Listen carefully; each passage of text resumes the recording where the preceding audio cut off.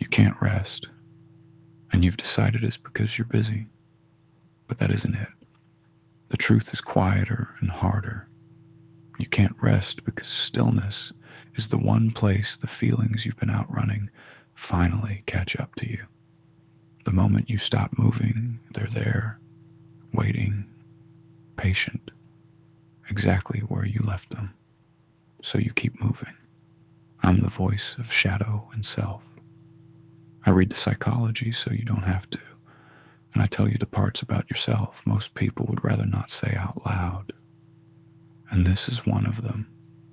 By the end of these few minutes, you'll understand why doing nothing feels so much like danger. Why the rest you crave is the rest you sabotage. And what it would actually take to sit inside your own silence without flinching. Because here's what's at stake. A life spent never resting is not a life of accomplishment. It's a life of avoidance dressed up as ambition. And the longer you mistake one for the other, the more of your real life slips by while you're too busy to notice it leaving. Let's start with the body, because the body knew first. Notice what happens when you finally have an empty afternoon. No deadline, no one needing you, nothing owed. You'd think relief would come. Instead, something tightens, a low hum of unease, a pull toward your phone, the dishes, anything. People call this being bad at relaxing. It isn't a skill problem. It's an alarm. Your nervous system has learned somewhere along the way that stillness is unsafe. That when you stopped, bad things happened, or no one came, or the quiet got filled with something you couldn't bear. So now your body treats rest itself as a threat, and it floods you with the urge to do, because doing is how you've always made the feelings stop. Carl Jung had a phrase for what lives in that quiet.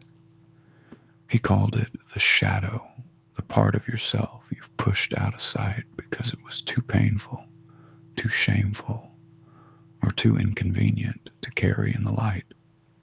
Grief you never finished. Anger you weren't allowed to have. The version of you that's tired in a way sleep doesn't fix. None of it disappeared when you looked away. It went underground.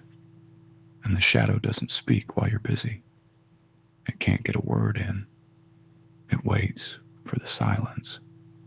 That's why stillness feels dangerous. Stillness is when the shadow finally has the floor, so you fill it. And the most respectable way to fill it is to be productive. This is where it gets clever, because productivity doesn't look like avoidance. It looks like virtue. No one will ever criticize you for working too hard. The world applauds the very thing that's quietly eating you, but ask yourself honestly, when you finish a task, is the feeling rest? Or is it a brief silence before the next demand rises up inside you? If completing things brought peace, one finished task would be enough. It never is, because you're not chasing the outcome. You're chasing the numbness that motion provides. The to-do list isn't a plan. It's a place to hide. And underneath the hiding is a belief so deep you may never have said it out loud, that you are worth what you produce, that your right to exist has to be re-earned every single day, and a day without output is a day you didn't deserve. This is what depth psychologists call a conditional self, a sense of worth welded to performance. Somewhere early, love or safety or approval came attached to doing, to achieving, to being useful. So the child learned the equation, I am good when I produce. And the equation never got rewritten. It just grew up with you wearing a suit, calling itself drive. But a worth you have to keep earning is not worth at all. It's a debt. And rest, real rest, means setting the debt down. No wonder you can't. Some part of you believes that the instant you stop proving your value disappears. This is the rehook, so stay with me, because here's the part that turns it around. The exhaustion you feel is not weakness, and it is not laziness. It is the most honest signal your psyche has left. It is the unlived part of you knocking.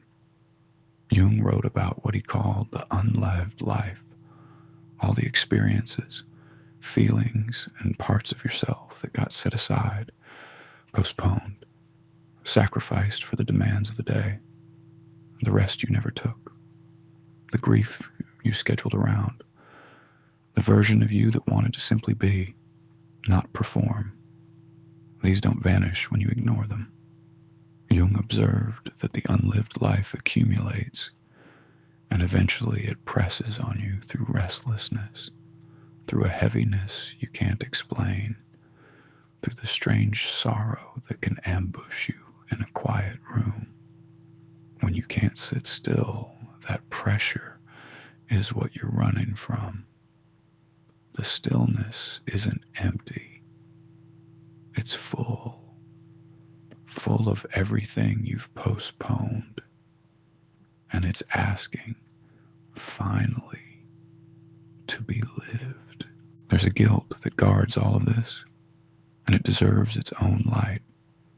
When you do manage to rest, the guilt arrives almost immediately. You shouldn't be sitting here.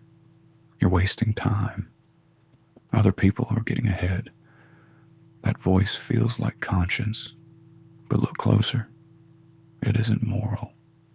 It's a frightened part of you that learned long ago that stopping was not allowed, that the only safety was usefulness. The guilt is not telling you the truth about your worth. It is repeating an old rule from a time when you had no choice. You have a choice now. And recognizing whose voice that really is, that it belongs to the past and not to the present, is the first crack of light getting in. So what does it actually take to rest? Not the surface fix, not a spa day that leaves the engine still running underneath. Jung called the deeper process individuation, the slow work of becoming whole by turning toward the parts of yourself you've exiled rather than away from them. And here wholeness has a very specific shape. It means learning to stay in the stillness long enough for the shadow to finish its sentence, to let the grief arrive and move through, instead of outrunning it for another decade, to sit in the quiet and discover that the thing you feared was waiting there is not a monster. It's you, the part of you that has been tired and unheld and unallowed for a very long time, asking only to be met.